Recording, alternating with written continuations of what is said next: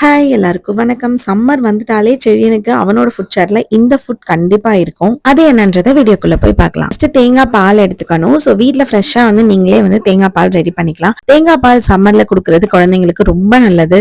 குழந்தைங்களோட ஹைட்ரேஷன்ல ஸ்டார்ட் ஆகி அவங்களோட நியூட்ரிஷன்ஸ்ல இருந்து டைஜஷனும் ஈஸியா நடந்துரும். ஒரு 10ல இருந்து 15 தேங்காய் பீஸ் நான் கட் பண்ணி வச்சிருக்கேன். ஸோ அதுதான் ஒரு சின்ன டம்ளர் தண்ணியில நம்ம போட்டு நம்ம தேங்காய் பால் எடுக்க போறோம். முக்கியமா இந்த ஃபுட் கொடுக்கறதுனால குழந்தைங்களுக்கு வயிற்றுல ஏதாவது புழு பூச்சி அந்த மாதிரி இருந்து அதே மாதிரி மோஷன் போறதுக்கு கொஞ்சம் கஷ்டப்பட்டுட்டு இருக்காங்க, இல்ல யூரினே கொஞ்சம் அழுதுதான் போறாங்க அப்படின்னா கண்டிப்பா 8 months கம்ப்ளீட் ஆயிடுச்சுன்னா இந்த ஃபுட்டை வீக்லி ட்வைஸ் கொடுத்து பாருங்க. நல்லாவே சேஞ்சஸ் தெரியும் குழந்தைங்களுக்கு. நம்ம தேங்காய் பால் எடுத்துட்டு ஒரு டைம் மட்டும் நல்லா வடிகட்டிக்கிட்டா போதும். ரெண்டாவது தடவைலாம் இது பால் எடுக்க வேண்டாம். சோ நல்லா ஒரு தடவைக்கு ஃபில்டர் பண்ணி நல்லா எடுத்து வச்சுக்கோங்க தேங்காய் பாலை.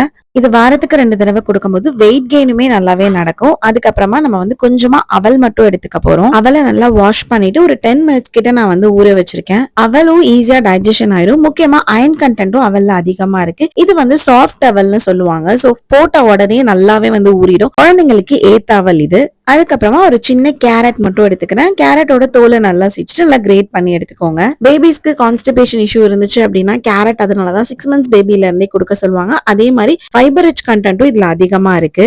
இந்த மாதிரி ஈஸியா டைஜஷன் ஆகக்கூடிய 3 இன்கிரீடியன்ட் வச்சுதான் நம்ம இந்த ஃபுட்டை செய்ய போறோம். ரொம்பவே சூப்பரா இருக்கும் டேஸ்ட்டுமே. 8 months பேபில இருந்து டாட்லர்ஸ் வரைக்குமே தாராளமா கொடுக்கலாம். ஃபர்ஸ்ட் டைம் கொடுக்க மாதிரி இருக்கீங்க அப்படின்னா ஆஃப்டர்நூன் டைம்ல கொடுத்து ட்ரை பண்ணி பாருங்க. இல்லைன்னா ஈவினிங் ஸ்நாக்கா கொடுத்து பாருங்க. அதுக்கப்புறமா நீங்க எந்த டைம்ல வேணாலும் கொடுத்துக்கலாம். ஒரு 1/2 ஸ்பூன்ல இருந்து 1 ஸ்பூன் கிட்ட கீ மட்டும் ஆட் பண்ணிக்கோங்க.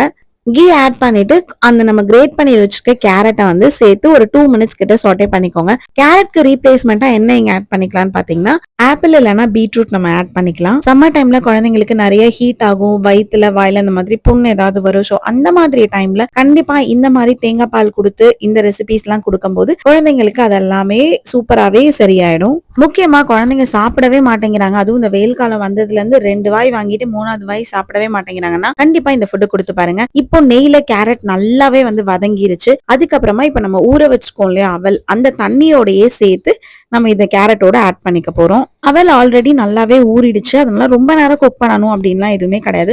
ஒரு 2 மினிட்ஸ் கிட்ட குக் ஆனாலே போதும். ஸோ அதனால கேரட்டை முன்னாடியே 75% கிட்ட குக் பண்ணிக்கோங்க. குக் பண்ணிட்டு அதுக்கப்புறமா இந்த அவலை ஆட் பண்ணிக்கோங்க. அவல் ஒரு 2 மினிட்ஸ்ல குக் ஆனோன்னா ஒரு டம்ளர் தேங்காய் பால் மட்டும் இது கூட நம்ம சேர்த்து ஆட் பண்ணிக்கலாம். இப்போ இது 3ஐயும் சேர்த்து ஒரு 2 மினிட்ஸ் கிட்ட குக் பண்ணிட்டோம் அப்படின்னா நல்லா திக் கன்சிஸ்டன்சிக்கும் வந்துரும். இப்ப பாத்தீங்கன்னாலே தெரிஞ்சிருக்கும் எந்த அளவுக்கு திக் கன்சிஸ்டன்சில ஆயிடுச்சுன்னு. இது ரொம்ப கெட்டியா இருக்க மாதிரி இருந்ததுன்னா நீங்க இன்னும் கொஞ்சம் தேங்காய் பால் கூட சேர்த்துக்கலாம். இல்ல வேண்டாம் அப்படின்னா நீங்க அதுலயே பாப்பாக்கு கொடுக்க ஸ்டார்ட் பண்ணிடலாம்.